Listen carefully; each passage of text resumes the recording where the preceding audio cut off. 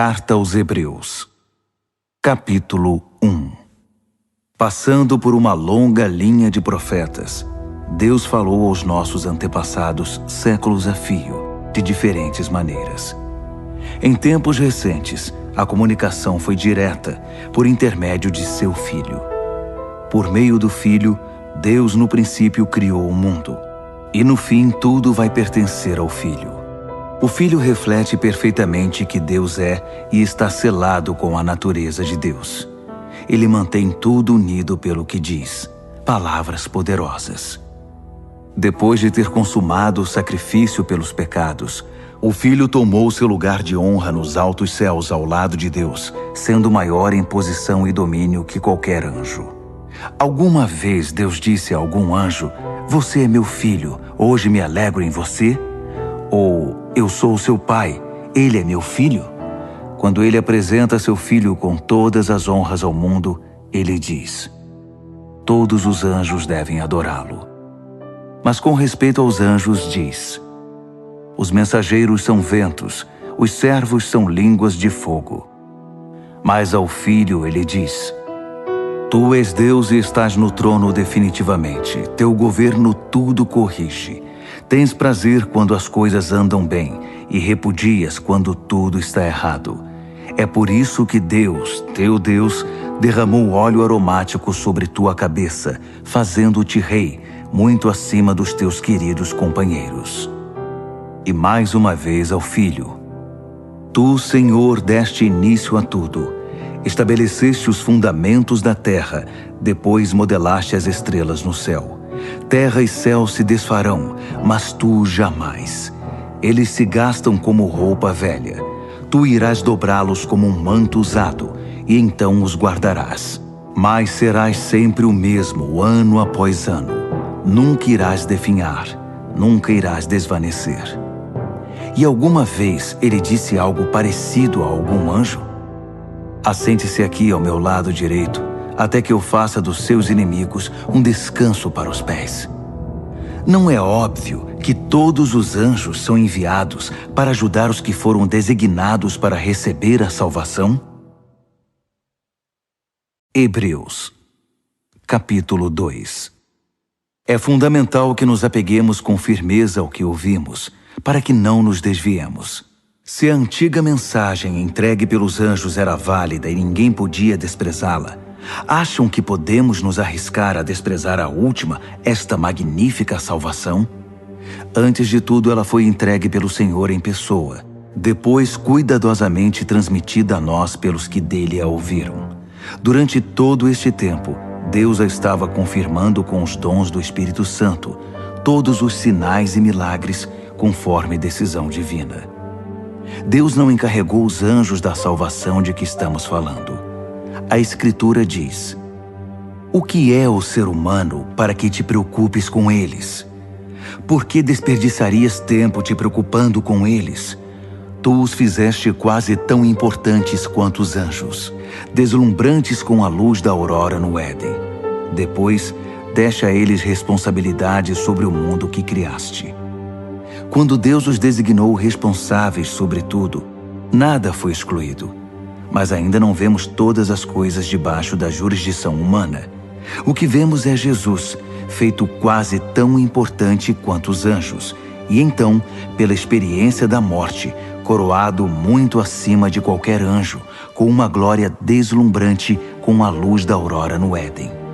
Naquela morte, pela graça de Deus, ele experimentou plenamente a morte no lugar de cada ser humano. Faz sentido que o Deus que iniciou tudo e que tudo preserva agora conclua sua obra, tornando perfeito o pioneiro da salvação através do sofrimento, enquanto ele conduz todas essas pessoas à glória. Uma vez que aquele que salva e os que são salvos têm uma origem comum, Jesus não hesita em tratá-los como família, dizendo: "Vou contar a meus bons amigos, meus irmãos e irmãs, tudo o que sei sobre ti. Vou me reunir a eles num culto e em louvor a ti".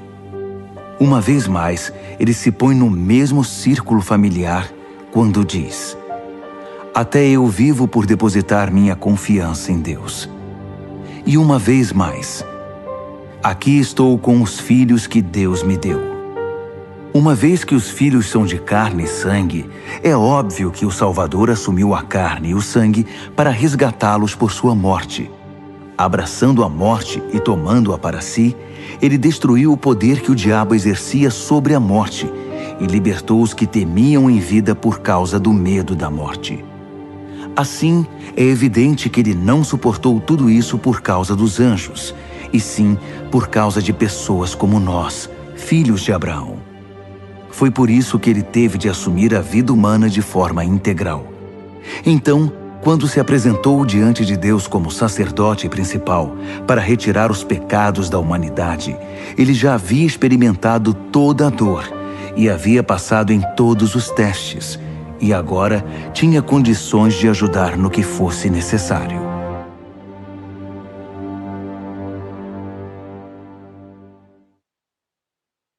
Hebreus, capítulo 3. Portanto, prezados amigos cristãos, companheiros nesta vocação até as últimas consequências, olhem com muita atenção para Jesus. Ele está no centro de tudo em que cremos, pois foi fiel em cumprir tudo o que Deus ordenou. Moisés também foi fiel, mas Jesus tem maior honra. O construtor tem mais valor que sua obra. Toda casa tem um construtor, mas o construtor por trás de tudo é Deus. Moisés fez um bom trabalho na casa de Deus, mas foi um trabalho de servo, deixando as coisas preparadas para aquele que haveria de vir. Cristo, o Filho, tem a responsabilidade da casa. Agora basta que nos apeguemos com firmeza a essa ousada confissão e estamos em casa. É por isso que o Espírito Santo diz: hoje, por favor, ouçam. Não fechem os ouvidos, como na revolta amarga, o tempo de provação no deserto. Ainda que eles tivessem observado meu trabalho por 40 anos, seus antepassados não me permitiram agir do meu modo e muitas vezes testaram minha paciência. Fui provocado, muito provocado. Eu disse, o coração deles nunca vai estar comigo. Eles se recusam a andar nos meus caminhos. Irritado, jurei, eles nunca vão chegar ao seu destino, nunca vão conseguir se sentar e descansar. Portanto, amigos, vigiem seus caminhos. Certifiquem-se de que não haja nenhuma descrença maligna rondando e que possa desviá-los do caminho, afastando-se do Deus vivo. Pois enquanto ainda é o hoje de Deus, vigiem um ao outro para que o pecado não os adormeça. Se pudermos manter a firmeza no ponto em que começamos, é o bastante para estar com Cristo por todo o caminho. Estas palavras soam em nossos ouvidos. Hoje, por favor, ouçam. Não fechem seus ouvidos como na revolta amarga. Quem eram as pessoas que se fizeram de surdas? Não eram as mesmas que Moisés tirou do Egito? E quem provocou Deus por 40 anos? Não foram os mesmos que se fizeram de surdos e viraram cadáveres no deserto? E quando ele jurou que nunca iriam chegar ao seu destino, não estava ele se referindo aos que se fizeram de surdos? Eles nunca chegaram lá porque não o ouviram e nunca creram. Hebreus, capítulo 4. Enquanto a promessa de descansar nele nos impulsiona para o alvo de Deus, cuidemos para não sermos desqualificados. Recebemos as mesmas promessas que o povo do deserto. No entanto, elas não fizeram bem a eles, porque não foram recebidas com fé. Portanto, se crermos, iremos experimentar o estado de descanso. Se não crermos, nada feito. Lembrem-se do que Deus disse. Com ira jurei. Eles nunca vão chegar ao seu destino. Nunca vão conseguir descansar de verdade. Deus fez essa promessa, embora tivesse cumprido a parte dele antes da fundação do mundo. Em algum lugar está escrito: Deus descansou no 7º dia, tendo completado sua obra. Mas outro texto diz: eles nunca vão conseguir descansar de verdade.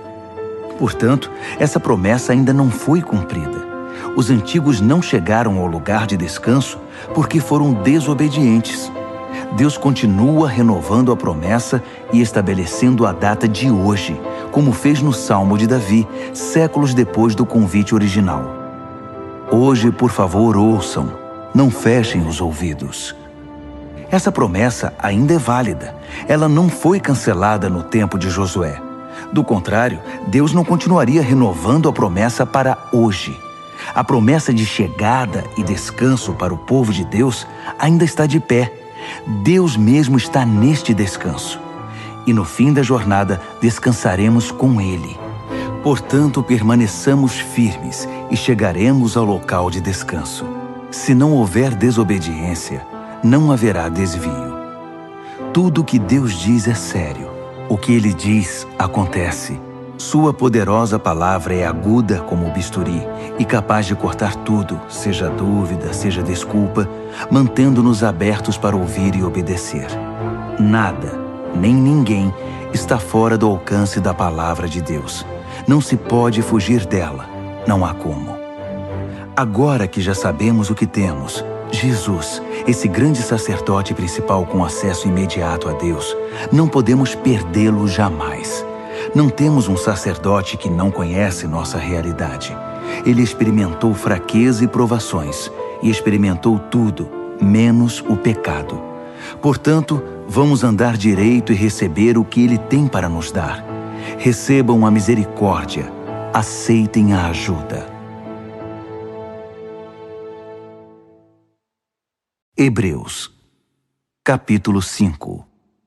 Todo sacerdote principal, selecionado para representar o povo diante de Deus e oferecer sacrifícios pelos pecados deles, deve ser paciente com as falhas deles, pois essa também é a sua própria experiência. Isso significa que ele tem de oferecer sacrifícios pelos próprios pecados, não só pelos pecados do povo.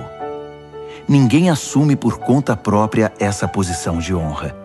Precisa ser chamado por Deus, como foi o caso de Arão. Nem Cristo se presumiu sacerdote principal. Ele também foi separado por aquele que disse: Tu és meu filho, hoje me alegro em ti. Em outro lugar, Deus declara: Tu és sacerdote para sempre, na ordem real de Melquisedeque.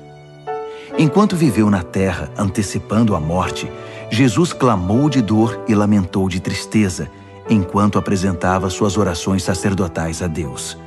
Ainda que fosse o Filho de Deus, ele aprendeu uma obediência confiante pelo que sofreu, assim como nós.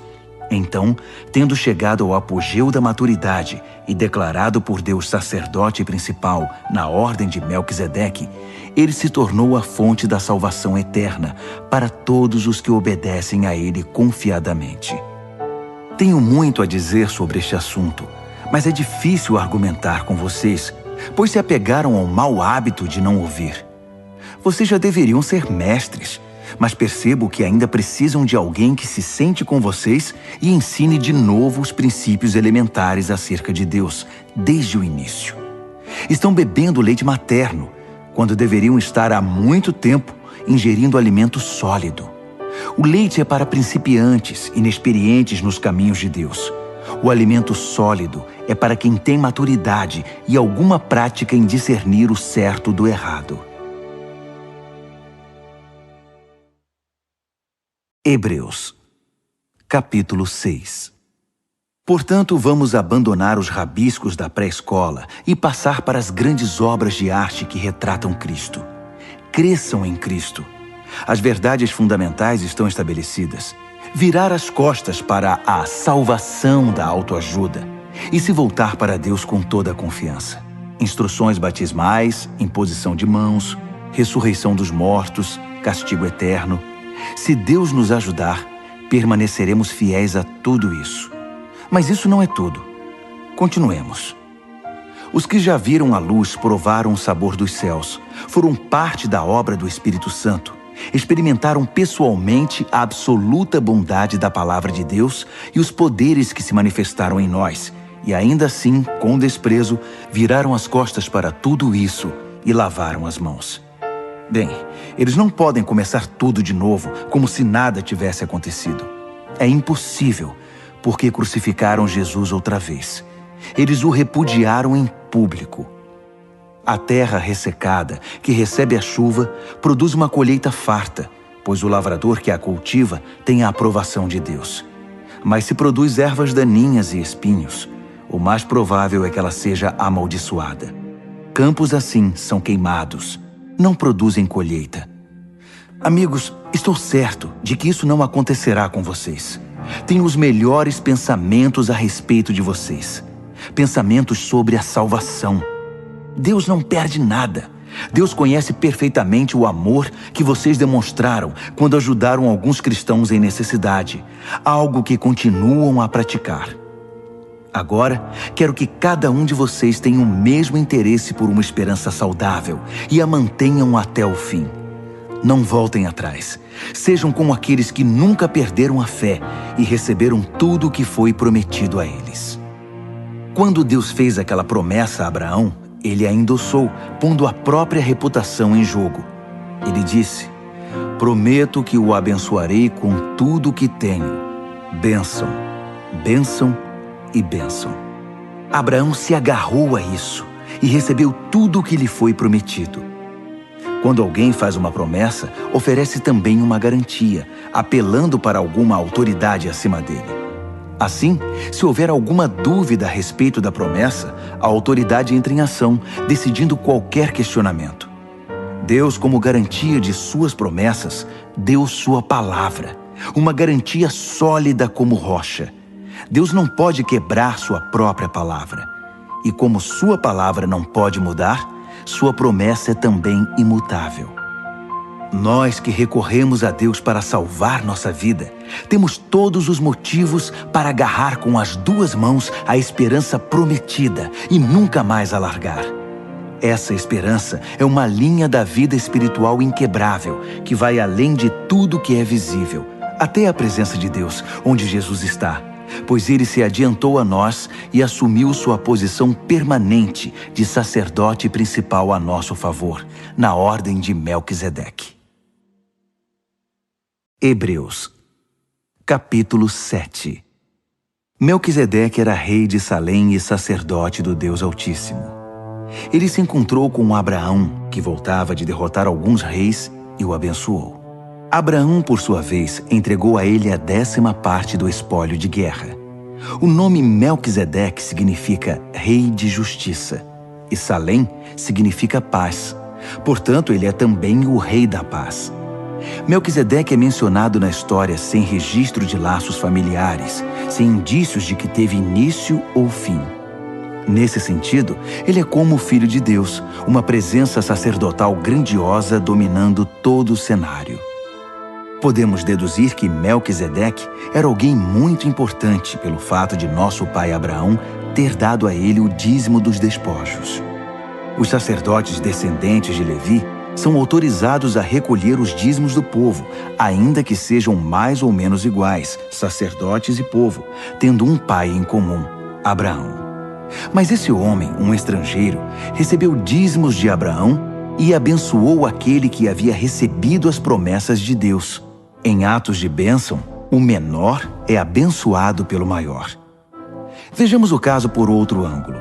Entregamos nosso dízimo a sacerdotes que morrem, mas Abraão deu o dízimo a um sacerdote que, de acordo com as Escrituras, vive. Vocês podem até argumentar que, sendo Levi descendente de Abraão e tendo Abraão dado o dízimo a Melquisedeque, quando damos os dízimos à tribo sacerdotal de Levi, eles terminam em Melquisedeque. Se o sacerdócio de Levi e Arão, que deu a estrutura para a entrega da lei, pudesse tornar as pessoas perfeitas, não haveria necessidade de um novo sacerdócio, como o de Melquisedeque. Mas como esse sacerdócio não conseguiu cumprir seu objetivo, houve uma mudança de sacerdócio. Com ele veio uma nova lei, que instituía mudanças radicais. Não há meio de entender essas mudanças nos termos do antigo sacerdócio levítico. É por esse motivo que não há nada na árvore genealógica de Jesus que possa conectá-lo à linhagem sacerdotal de Levi. Mas o episódio de Melquisedeque traz uma analogia perfeita.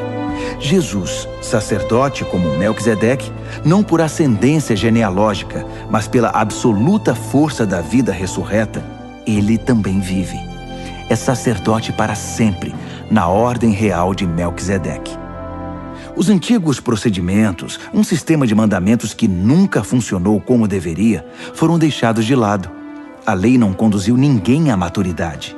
Assim, um caminho que funciona, Jesus, que nos leva diretamente à presença de Deus, foi posto em seu lugar. O sacerdócio de Arão perpetuou-se automaticamente de pai para filho, sem confirmação explícita de Deus. Mas Deus interferiu e instituiu esse novo sacerdócio, que é permanente, e adicionou uma promessa. Deus deu sua palavra, ele não voltará atrás. Tu és o sacerdote permanente. Isso faz de Jesus a garantia de um caminho muito melhor para chegarmos a Deus. Um sistema que realmente funciona, uma nova aliança. Antigamente havia uma multidão de sacerdotes, pois eles morriam e tinham de ser substituídos. Mas o sacerdócio de Jesus é permanente. Ele está em seu posto agora e estará até a eternidade para salvar todos os que se dirigem a Deus por meio dele, e o tempo todo trabalha para defendê-los. Portanto, agora temos um sacerdote principal que se adapta perfeitamente às nossas necessidades. Totalmente santo, sem o comprometimento do pecado e com autoridade que se estende até a presença de Deus nos céus. Diferentemente dos outros principais sacerdotes, ele não precisa oferecer sacrifícios diários pelos próprios pecados antes de nos atender. Ele mesmo se ofereceu como sacrifício, e esse sacrifício é definitivo. A lei indicava como sacerdotes principais homens que não conseguiam cumprir seu ofício com perfeição. Mas a ordem que resultou da intervenção de Deus designou o Filho, que é absoluta e eternamente perfeito. Hebreus, capítulo 8. Em essência, temos um sacerdote principal, que com autoridade na presença de Deus conduz o culto no santuário verdadeiro construído por Deus. A tarefa do sacerdote principal é oferecer dádivas e sacrifícios. Nesse ponto não é diferente do sacerdócio de Jesus. Se ele estivesse limitado à terra, não poderia ser sacerdote. Não precisaríamos dele, pois há um grande número de sacerdotes que podem oferecer as dádivas prescritas na lei. Esses sacerdotes, na verdade, apenas representam o que acontece no verdadeiro santuário do céu. Moisés teve um vislumbre dele na época em que estava para edificar o santuário do tabernáculo. Foi quando Deus disse: siga exatamente o que você viu na montanha. Mas a obra sacerdotal de Jesus ultrapassa em muito a dos outros sacerdotes, pois ele faz parte de uma aliança muito superior. Se a primeira aliança tivesse funcionado, a segunda não seria necessária. Mas sabemos que a antiga aliança deixou a desejar, pois Deus disse: levantem a cabeça, está chegando o dia em que vou estabelecer uma nova aliança com Israel e Judá. Vou deixar de lado a antiga aliança que estabeleci com os antepassados deles, quando os conduzi pela mão na saída do Egito. Eles não cumpriram a parte deles no acordo, por isso os deixei de lado. Mas a nova aliança que estou fazendo com Israel não será escrita no papel, não será esculpida em pedra. Desta vez vou escrever a aliança neles mesmos. Vou gravá-la no coração deles. Vou ser o Deus deles, e eles serão meu povo. Não precisarão ir à escola para aprender de mim, nem comprar um livro do tipo Conheça Deus em 5 lições. Eles vão me conhecer em primeira mão, o pequeno e o grande, o comum e o importante. Eles vão me conhecer por terem sido carinhosamente perdoados, por terem sua ficha de pecados apagada e limpa para sempre. Quando a nova aliança entre Deus e seu povo passou a vigorar, a antiga foi para a gaveta e lá ficará acumulando poeira.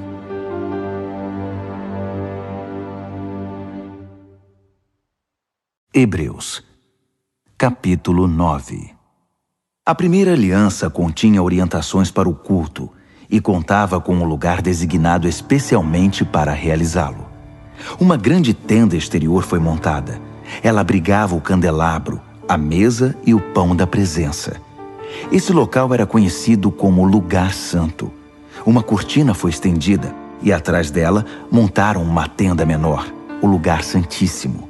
Ali foram postos o altar de incenso, feito de ouro, e a arca da aliança, que era coberta de ouro e guardava uma urna de ouro com maná, o cajado de Arão que floresceu, as tábuas da aliança e o propiciatório, sob a sombra das asas do anjo.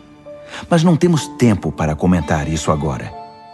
Depois que tudo estava em seu lugar, os sacerdotes cuidavam de suas tarefas na tenda maior. Mas apenas o sacerdote principal entrava na tenda interior, a menor, e isso uma vez por ano, para oferecer um sacrifício de sangue pelos próprios pecados e pelos pecados acumulados do povo. Essa foi a maneira utilizada pelo Espírito Santo para mostrar, por meio de uma parábola visual, que enquanto a tenda maior existisse, o povo não poderia andar com Deus lado a lado. Nesse sistema, as oferendas e os sacrifícios não podem, de fato, chegar ao âmago da questão. Não podem acalmar a consciência das pessoas, pois estão limitadas a questões de ritual e comportamento. Trata-se essencialmente de um arranjo temporário, até que uma revisão completa pudesse ser feita. Mas quando o Messias, o sacerdote principal dos assuntos superiores da nova aliança, entrou em cena, ele ignorou o antigo tabernáculo e seus utensílios, neste mundo criado, e se dirigiu diretamente ao tabernáculo dos céus, o verdadeiro lugar santo, para exercer um ministério perfeito. Ele também descartou os sacrifícios que consistiam em sangue de bezerros e de bodes, e os substituiu pelo oferecimento do próprio sangue. Esse foi o preço da nossa libertação definitiva. Se o sangue de animais e outros rituais de purificação tiveram algum efeito positivo sobre nosso comportamento e nossa religião, imaginem quanto mais o sangue de Cristo é capaz de purificar nossa vida, por dentro e por fora. Por meio do Espírito, Cristo ofereceu-se como sacrifício sem defeito e nos libertou dos esforços inúteis para que nos tornássemos pessoas respeitáveis e pudéssemos viver para Deus. Assim como um testamento só tem efeito depois da morte de quem o fez, a nova aliança foi iniciada com a morte de Jesus. Sua morte assinalou a transição da antiga aliança para a nova, cancelando as antigas obrigações e os pecados que as acompanhavam, e convocando os herdeiros a receber a herança eterna que foi prometida a eles. Reuniu Deus e seu povo neste novo caminho. Mesmo na primeira aliança, houve a necessidade de uma morte para sua confirmação.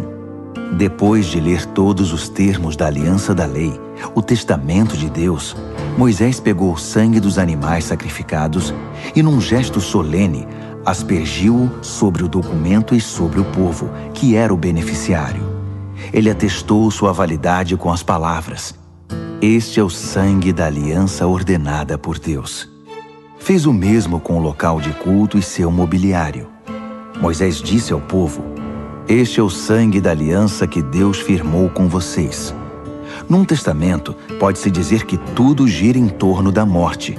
É por isso que o sangue, a evidência da morte, é tão usado em nossa tradição, especialmente no que se refere ao perdão de pecados. Isso indica a proeminência do sangue e da morte em todas aquelas práticas secundárias que apontam para as realidades do céu. Indica também que quando o que é real assume seu lugar, os sacrifícios de animais não são mais necessários, pois já cumpriram seu propósito. Cristo não entrou na versão terrestre do lugar santo. Ele entrou no verdadeiro lugar santo e ofereceu-se a Deus como sacrifício pelos nossos pecados. Ele não faz isso todo ano, como os principais sacerdotes faziam na antiga aliança, com um sangue que não era o deles. Se fosse, ele teria de se sacrificar repetidamente no decorrer da história. Em vez disso, ele se sacrificou de uma vez por todas, assumindo todos os outros sacrifícios no seu sacrifício, a solução final para o pecado. Todo mundo tem de morrer uma vez e depois encarar as consequências de sua vida. A morte de Cristo também foi um acontecimento único, mas foi um sacrifício que levou nossos pecados para sempre. Assim, da próxima vez que ele se manifestar, o resultado para os que estão ansiosos por encontrá-lo será exatamente a salvação. Hebreus, capítulo 10. A antiga aliança era apenas um vislumbre das boas coisas da nova aliança. Uma vez que a antiga aliança da lei não era completa em si mesma, ela não poderia aperfeiçoar os que participavam dela.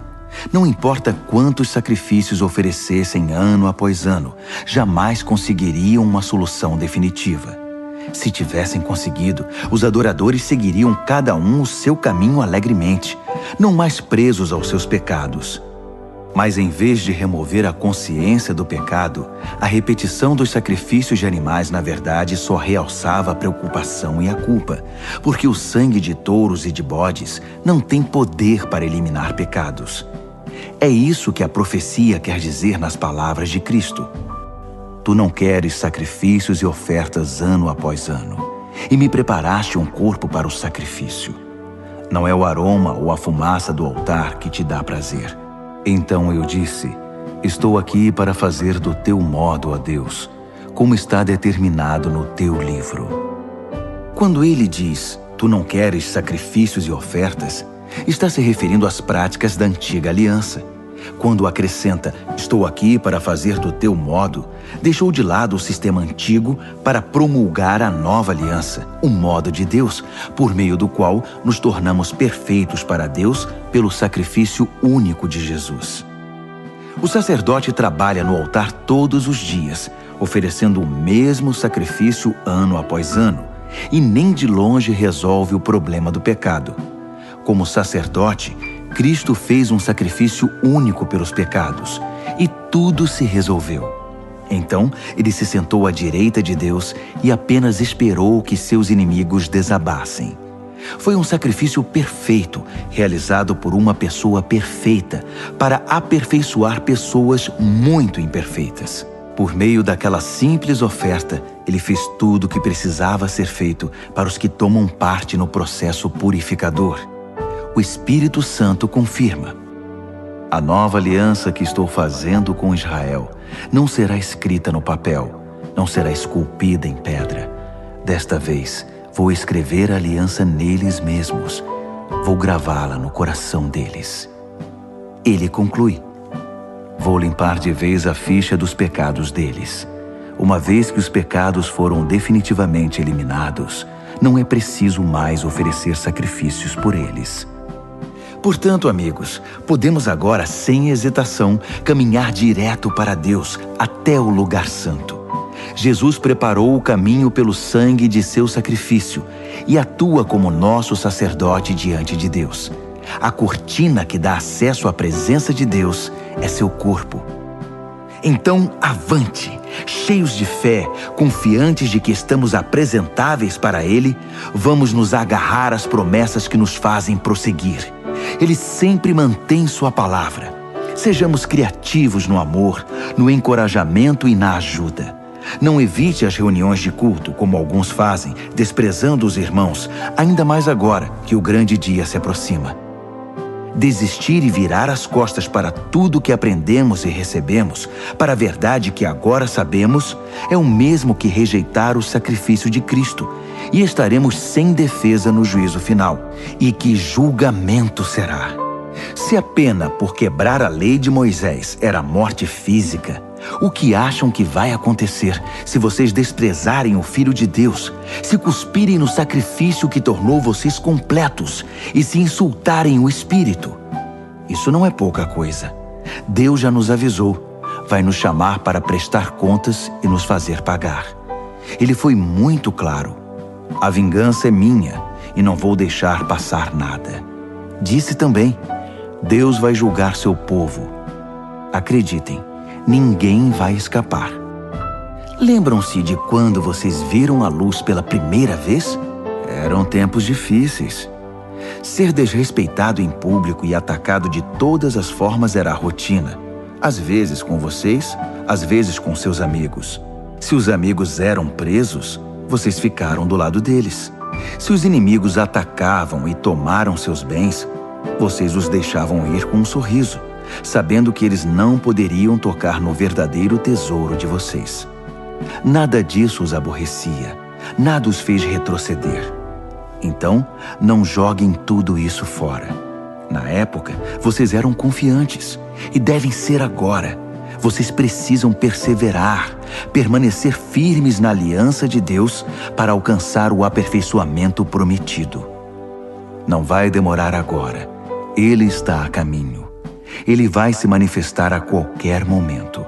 Qualquer um que esteja firme comigo, descansa em leal confiança. Mas se desistir e me abandonar, não ficarei satisfeito. Mas não somos perdedores. Não vamos desistir. Ah, não. Continuaremos firmes e sobreviveremos, sem perder a confiança durante a caminhada. Hebreus, capítulo 11. O fato essencial da existência é que esta confiança em Deus, esta fé, é o alicerce sólido que sustenta qualquer coisa que faça a vida digna de ser vivida. É pela fé que lidamos com o que não podemos ver. Foi um ato de fé que distinguiu nossos antepassados, elevando-os acima da multidão. Pela fé, vemos o mundo trazido à existência pela palavra de Deus, o que foi criado e que podemos ver por meio do que não vemos. Por um ato de fé, Abel apresentou a Deus um sacrifício melhor que o de Caim. Foi aquilo em que ele acreditava, não o que ele trouxe, que fez diferença. Pelo que Deus observou, pôde aprová-lo e considerá-lo justo. Após todos estes séculos, aquela fé continua a chamar nossa atenção. Por um ato de fé, Enoque escapou da morte. Eles o procuraram e não o encontraram, pois Deus o tinha tomado. Sabemos, com base num testemunho confiável, que antes de ser tomado, ele agradou a Deus. É impossível agradar a Deus a não ser pela fé. Por quê? Porque qualquer um que deseja se aproximar de Deus deve crer que Ele existe e que se preocupa o bastante para atender aos que o procuram. Pela fé, Noé construiu um barco na terra seca. Ele havia sido avisado de algo que não podia ver e agiu apenas com base no que foi dito a ele. O resultado? Sua família foi salva. Seu ato de fé estabeleceu uma linha divisória entre a maldade do mundo descrente e a justiça do mundo que cria. Como consequência, Noé tornou-se íntimo de Deus. Por um ato de fé, Abraão disse sim ao chamado de Deus e partiu para um lugar desconhecido, que se tornaria seu lar. Quando ele saiu, não tinha ideia de para onde estava indo. Por um ato de fé, foi residir no país que, de acordo com a promessa, seria dele. Viveu ali como estrangeiro e morava em tendas. Isaac e Jacó fizeram o mesmo, vivendo pela mesma promessa. Abraão agiu assim, mantendo o olhar numa cidade invisível, que tem fundamentos reais e eternos. A cidade planejada e construída por Deus. Pela fé, a estéril Sara conseguiu engravidar, mesmo sendo já bem idosa, porque ela creu que a pessoa que fez a promessa iria cumpri-la. Foi assim que de um homem idoso e sem vigor, nasceram milhões de pessoas. Cada uma dessas pessoas de fé morreu sem ver o cumprimento da promessa, mas ainda crendo. Como conseguiram? Elas o viram e saudaram de longe, aceitando o fato de que eram passageiros neste mundo. Quem vive assim sabe que está procurando seu verdadeiro lar. Se estivessem com saudade do antigo país, poderiam ter voltado quando quisessem, mas buscavam um país muito melhor que o antigo. Buscavam o país celestial. É fácil entender porque Deus é tão orgulhoso dessas pessoas e porque é uma cidade à espera delas. Pela fé, Abraão, na hora da prova, ofereceu Isaque de volta para Deus. Agindo com fé, ele estava disposto a devolver o filho prometido, seu único filho, assim como se havia mostrado feliz em recebê-lo. E isso depois de Deus ter dito a ele: seus descendentes virão de Isaque.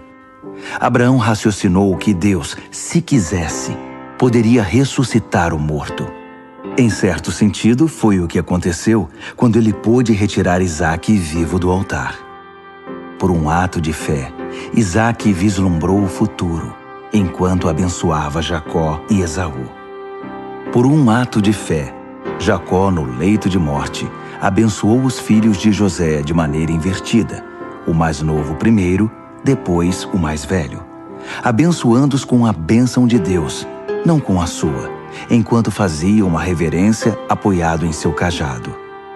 Por um ato de fé, José, na hora da morte, profetizou o êxodo de Israel e deixou instruções quanto ao próprio sepultamento.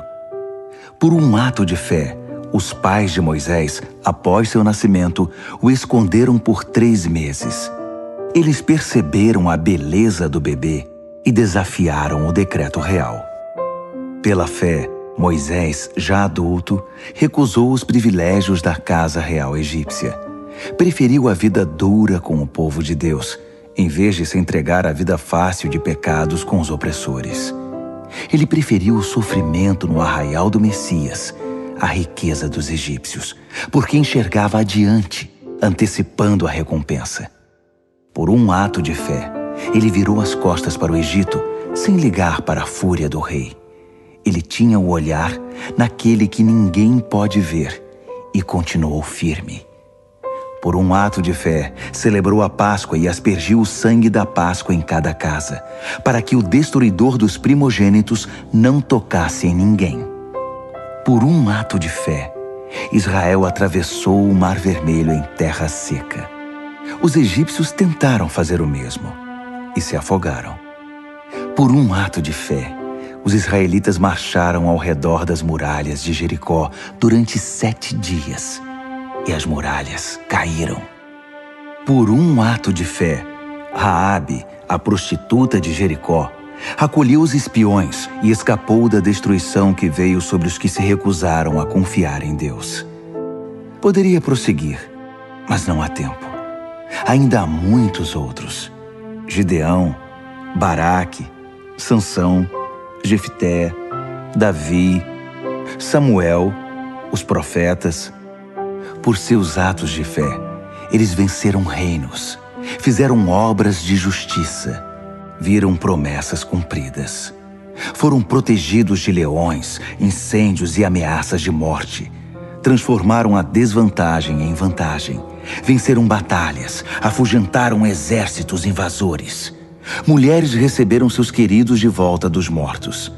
Foram eles que, sob tortura, se recusaram a desistir e ser libertados, preferindo algo melhor, a ressurreição. Outros enfrentaram abusos, açoites e, sim, algemas e prisões. Temos informação de alguns que foram apedrejados, cerrados ao meio, assassinados a sangue frio. Histórias de homens vagando pela terra em peles de animais, sem teto, sem amigos, sem força. O mundo não os mereceu, vivendo como podiam nas periferias cruéis do mundo. Entretanto, nenhum desses exemplos de vida de fé puseram a mão na recompensa prometida. Deus tem um plano melhor para nós. Que nossa fé se junte a deles para formar um todo completo, como se a vida de fé que eles tiveram não fosse completa sem a nossa.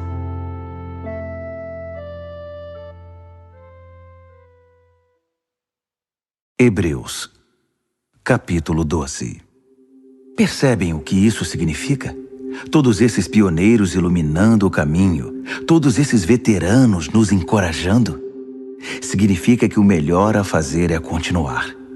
Livres dos acessórios inúteis, comecem a correr e nunca desistam.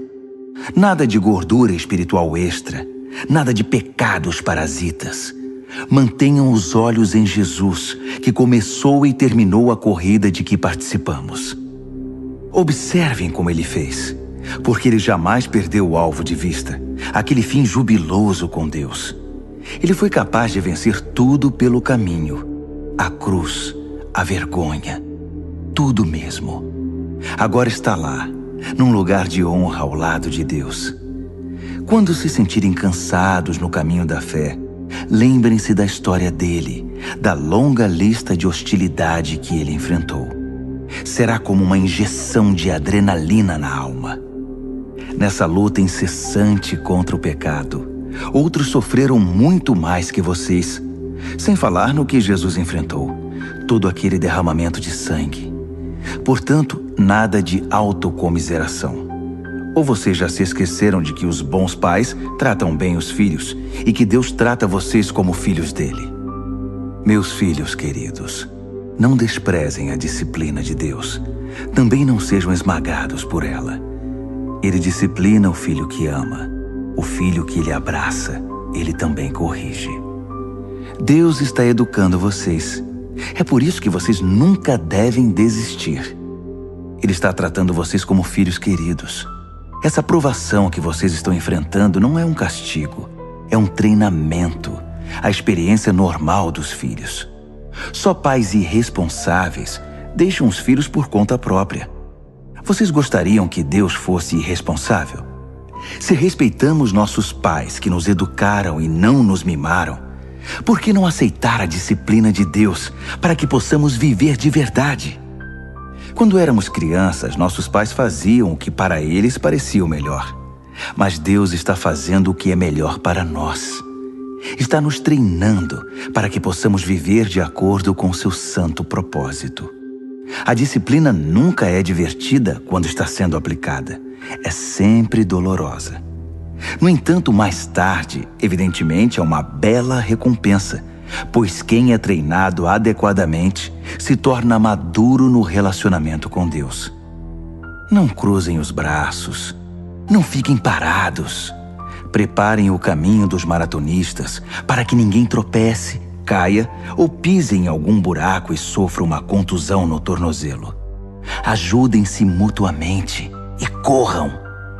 Esforcem-se para que seja possível a convivência uns com os outros e com Deus.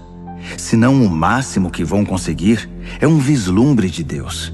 Não permitam que ninguém despreze a generosidade de Deus. Não deixem que a erva daninha da amargura se espalhe. Uns poucos espinhos podem arruinar um jardim em pouco tempo. Cuidado com a síndrome de Esaú. Desprezar o dom permanente de Deus para satisfazer um apetite passageiro. Vocês sabem que Esaú mais tarde se arrependeu daquele ato impulsivo e tentou, ora com lágrimas, ora sem lágrimas, recuperar a bênção de Deus. Mas já era tarde demais. Diferentemente dos seus antepassados, vocês não foram até o Monte Sinai, aquele fogo como que de vulcão e estrondo de terremoto, para ouvir Deus falar. As palavras ensurdecedoras e a mensagem forte a ponto de balançar a alma os aterrorizaram, e eles imploraram que parasse. Quando ouviram a frase, se um animal tocar a montanha deverá morrer, ficaram com medo até de se mexer. Até Moisés ficou assustado. Essa não é, de modo algum, a experiência de vocês. Vocês chegaram ao Monte Sião, a cidade onde o Deus vivo reside. A Jerusalém invisível é habitada por multidões de anjos festivos e cidadãos que creem. É a cidade onde Deus é o juiz e na qual seus julgamentos nos tornam justos. Vocês chegaram a Jesus, que apresentou uma nova aliança, um novo alvará concedido por Deus. Ele é o mediador desta aliança. A morte de Jesus não foi como a de Abel, um assassinato que clama por vingança. Em vez disso, tornou-se uma proclamação da graça. Portanto, não tapem os ouvidos para essas palavras tão agradáveis. Se os que ignoraram as advertências terrenas não escaparam, o que nos acontecerá se virarmos as costas para as advertências do céu? A voz de Deus naquela ocasião sacudiu a terra até os fundamentos. Desta vez ele foi bem claro. Vai sacudir os céus também. Um último abalo, muito violento e devastador, de cima para baixo. A expressão "um último abalo" significa uma limpeza completa, que elimina todo o lixo religioso e histórico e traz à tona a essência inabalável e limpa, sem mistura alguma. Viram o que conseguimos? Um reino inabalável. Conseguem entender como devemos ser gratos? Não apenas agradecidos, mas em atitude de adoração profunda e reverentes na presença de Deus. Pois Deus não é um espectador indiferente. Ele está ativamente limpando a casa, queimando tudo o que precisa ser queimado, e não vai desistir até que toda a sujeira desapareça. O próprio Deus é o fogo.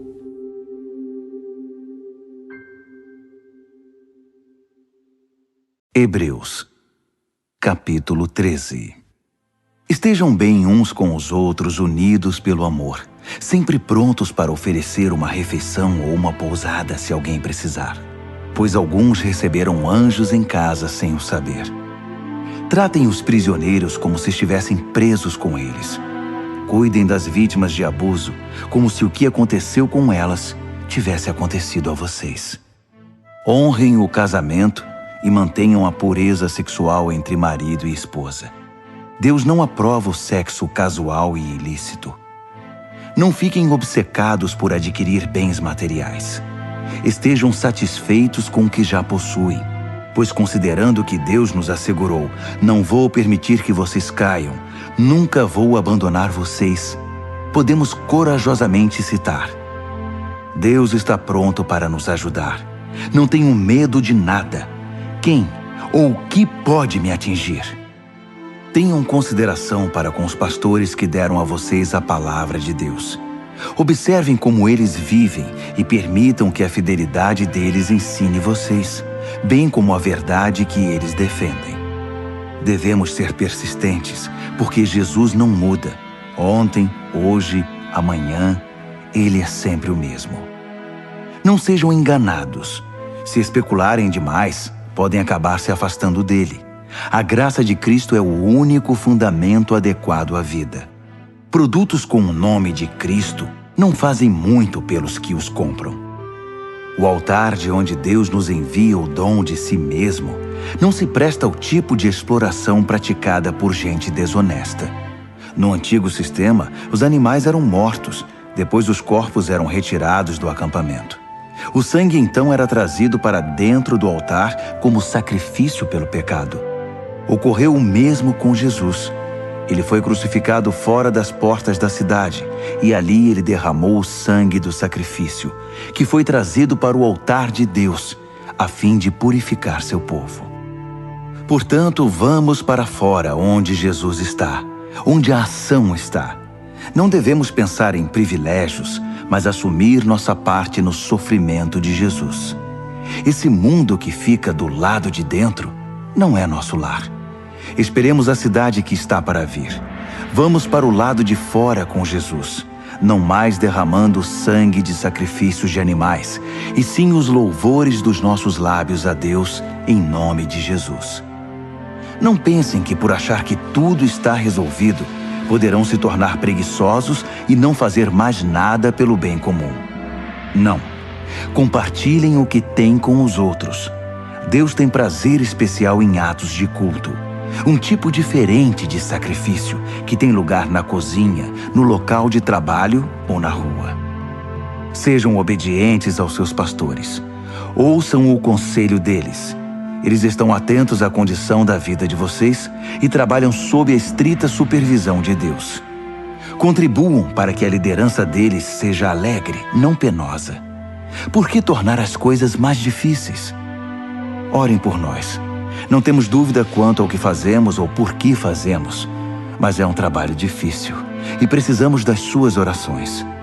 Tudo o que queremos é viver bem na presença de Deus. Orem para que possamos nos reunir em breve. Que Deus, que reúne todas as coisas e torna todas as coisas completas, que estabeleceu a marca permanente do sacrifício de Jesus, o sacrifício de sangue, que selou a aliança eterna, que trouxe de volta Jesus, nosso grande pastor, levantado e vivo dentre os mortos, que agora reúna vocês e os presenteie com tudo de que precisam para agradá-lo. Que Deus faça de nós aquilo que dê mais prazer a Ele, por meio do sacrifício de Jesus, o Messias. Toda glória seja dada a Jesus, para sempre e eternamente. Amém, amém, amém. Amigos, por favor, Levem muito a sério o que escrevi a vocês. Escrevi da maneira mais resumida que pude. Portanto, há muita coisa que não falei. Vocês vão gostar de saber que Timóteo saiu da prisão. Se ele vier logo, vou com ele visitar vocês. Transmitam uma palavra de saudação aos seus pastores e a todas as congregações. Todos aqui na Itália enviam lembranças. A graça seja com cada um de vocês.